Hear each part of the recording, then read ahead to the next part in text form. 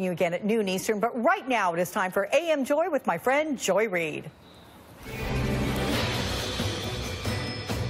Are you just a phenomenon? Is it possible for everybody to be what you've become?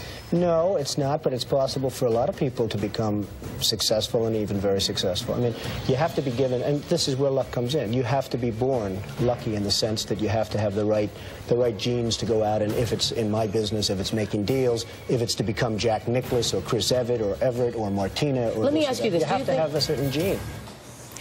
Good morning and welcome to AM Joy. So where are you from? It's a relatively innocuous question, which can be a little bit annoying if you're a person of color, but really, no harm done. But in Trump's America, it has become really, really loaded. Here's how Trump might answer it. Donald Trump's mother, Mary Ann McLeod, was Scottish. Trump has said in the past that he feels Scottish. His grandfather, Friedrich Drumpf, was from Germany. His father, Fred Trump, reportedly anglicized the name to Trump in the 1940s and concealed the family's origins, claiming they were Swedish, because Fred, a real estate developer in Queens, New York, recognized that being German in the midst of World War II was bad for business. Fred Trump was also arrested at a Klan rally in New York in 1927.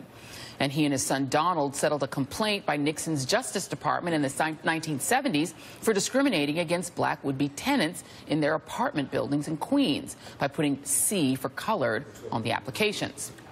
That is the story of the Trumps. But when Donald Trump talks about what he thinks America should look like going forward, what he apparently wants to see is more Friedrich Drumps and more Mary Ann McLeods and fewer people like my mother and father, who immigrated to the U.S. in the 1960s from British Guyana and the then newly independent Democratic Republic of Congo, respectively. Places that, according to Donald Trump, are, quote, shithole countries, as apparently are Haiti, El Salvador, Honduras, and every country on the African continent. According to Senator Dick Durbin, and first reported in the Washington Post, the president's assessment of much of the planet where the majority of people are not white came during an Oval Office meeting with members of Congress to hash out immigration policy that could impact 11 million undocumented immigrants living and working in the United States and the untold numbers who want to migrate to the U.S., as well as a DACA fix that will decide the fate of 800,000 young immigrants who could face deportation in March if Congress does not reach a deal. And joining me now is Pastor Mark Burns, co-founder and CEO of the Now Television Network and a member of the Donald Trump Evangelical Council. And Pastor Burns, first of all, good morning to you. Thank you for being here. Morning. So what is your reaction to Donald Trump calling the entire African continent, all 54 countries, and significant portions of the Caribbean, including Haiti, shithole countries? Pardon my language, and as I know you are a pastor. Well, if, and this is allegedly, he said, and let's just be clear, this is an alleged, because there are two other members of Republican members that were in there, and they denied that the president stated. They didn't. They denied, or they said that it didn't come down the way that it has been portrayed. The president made it very clear. One second before you go any further. The two senators you're talking about are Tom Cotton and David Perdue of Arkansas and Georgia, respectively. They did not deny that the president said it.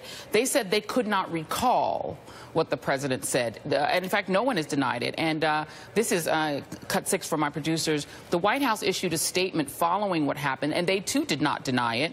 Their response to whether or not the president said what he is alleged by Dick Durbin to have said was, certain Washington politicians choose to fight for foreign countries, but President Trump will always fight for the American people. So no one has denied what he said. Well, let's just be clear. Obviously, if because again, we still don't have proof. No one's denied he said it. We don't have proof. Lindsey Graham also said he said it. Joy, we don't have proof. Lindsey Graham, we don't have proof. Excuse me, were you in the room? Because the people in the room said that he said it. Were you in the room? I don't have to be, because people in the room said he said it. There were people in the room also said that he did not say it. No, there was no one in the room. And I also have it on high authority from the White House that he did not say it. Really? High authority? So were you in the room? No. So were you in the room? The bottom line is, so can you say for a fact, Joy, that he said it? Yes, I can. Lindsey Graham. No, you cannot. You're taking other people's words for it. And you're taking other people's words. As opposed to your highly placed sources in the White House. So I'm saying allegedly. That's all I'm saying. Lindsey Graham, excuse me. Lindsey Graham, who also confirms and confirmed to Tim Scott, his fellow South Carolina senator, that Donald Trump said it, said following comments by the president, which he acknowledges he said, I said my piece directly to him yesterday. The president and all those attending the meeting know what I said and how I feel.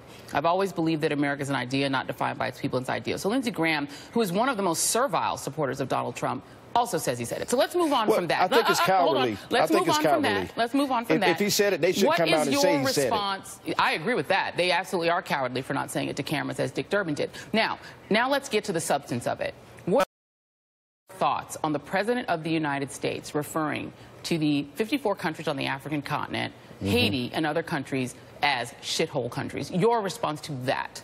Well, first of all, you know, it would be preposterous if it was said. I mean, I would disagree wholeheartedly to even call these countries, Nigeria, African countries, plenty of countries that are not S-hole countries. I mean, so I would completely disagree, disavow any type of a language that is spoken. That's not how I would speak, and I wouldn't want to be connected to people who would talk like that. But let's just get to the real heart of the matter. But you are connected to the president because you're on his evangelical council. His words and not his deeds. The fact is, there are many of those countries like Haiti who are in destitute. They're in the worst situations because of governments that are not taking care of their own people. Now, we're talking about people leaving their own country and coming to America, when in reality, President Trump clearly ran on a Make America Great Again policy, which is why he won. Americans want people, if they do come to America, to offer something that's going to be better for